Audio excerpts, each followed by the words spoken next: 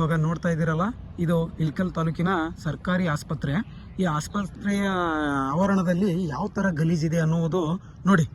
ಇದು ಇಲ್ಲೆಲ್ಲ ಕಸವನ್ನು ತಂದು ಇಲ್ಲೇ ಹಾಕ್ತಾರೆ.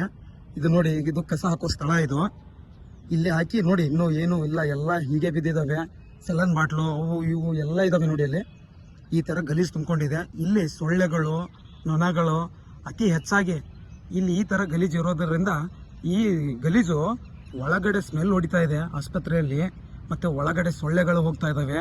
ಇದು ಸುತ್ತಮುತ್ತ ಏನು ಆವರಣ ಇದೆಯಲ್ಲ, ಸರ್ಕಾರ ಆಸ್ಪತ್ರೆ ಆವರಣದಲ್ಲಿ ಈ ಥರ ತುಂಬ ಗಲೀಜು ತುಂಬಿಕೊಂಡಿದೆ ನೋಡಿ. ಈ ಥರ ಗಲೀಜು ಸ್ವಚ್ಛತೆ ಮಾಡ್ತಾ ಇಲ್ಲ, ಏನೂ ಇಲ್ಲ. ಸಿಬ್ಬಂದಿ ವರ್ಗಗಳು ಯಾವುದೇ ರೀತಿ ಕ್ರಮವನ್ನು ತಗೊತಾ ಇಲ್ಲ. ಇಲ್ಲಿ ನೋಡಿ ಹೇಗಿದೆ ವ್ಯವಸ್ಥೆ. ಇದು ಸರ್ಕಾರಿ ಆಸ್ಪತ್ರೆ, ಒಂದು ತಾಲೂಕಿನ ಸರ್ಕಾರಿ ಆಸ್ಪತ್ರೆ. ಇದು ಹೇಳೋಕೆ ಮಾತ್ರ ತಾಲೂಕಿನ ಆಸ್ಪತ್ರೆ ಆಗಿದೆ. ಇದು ಈ ಥರ ಗಲೀಜು ನೋಡಿದರೆ ಮುಂದೆ ತೋರಿಸ್ತೀನಿ ನಿಮಗೆ. ಇನ್ನೂ ಈ ಸರ್ಕಾರ ಆಸ್ಪತ್ರೆಯ ಮುಂಭಾಗದಲ್ಲಿ ಏನಿದೆ ಅನ್ನೋದು ತೋರಿಸ್ತೀನಿ. ಈಗ ನಾನು ಇವಾಗ ಸರ್ಕಾರ ಆಸ್ಪತ್ರೆಯ ಮುಂಭಾಗದಲ್ಲಿ ಇದ್ದೀನಿ. ಇದು ಸರ್ಕಾರಿ ಆಸ್ಪತ್ರೆ ಮುಂಭಾಗದಲ್ಲಿದ್ದೀನಿ ನೋಡಿ.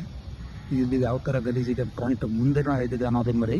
ಇದು ಗಟ್ರು ಅಂತ ನೋಡಿ. ಇಲ್ಲೇ ಮುಂದೆನೇ ಈ ಥರ ಗಲೀಜು ಇಷ್ಟು ಎಲ್ಲ ಇಲ್ಲಿವೆ.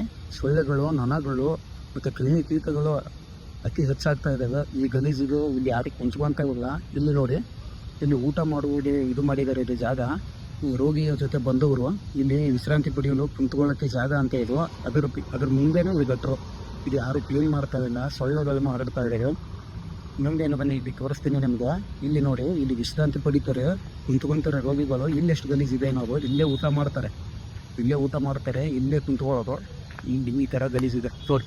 ಇವಾಗ ಈಗ ಹೇಗಿದೆ, ಹೆಂಗೆ ಕುಂತ್ಕೋಬೇಕು, ಹಿಂಗೆ ಊಟ ಮಾಡ್ಬೇಕು. ಇಲ್ಲಿ ರೋಗಿ ಹಿಂದೆ ಬಂದವರೆಲ್ಲ ನೋಡಿ ಈ ಥರ ಈ ಸರ್ಕಾರ ಆಸ್ಪತ್ರೆಯಲ್ಲಿ ಅಸ್ತವ್ಯಸ್ತವನ್ನು ಈ ಥರ ಮಾಡ್ತಾ ಇದ್ದಾರೆ ಇವರು. ಕೇರ್ಲೆಸ್ ಮಾಡ್ತಾ ಇದ್ದಾರೆ ಇವರು. ಯಾವುದೇ ರೀತಿ ಕ್ರಮವನ್ನು ತಗೊತಾ ಇಲ್ಲ ಇವರು.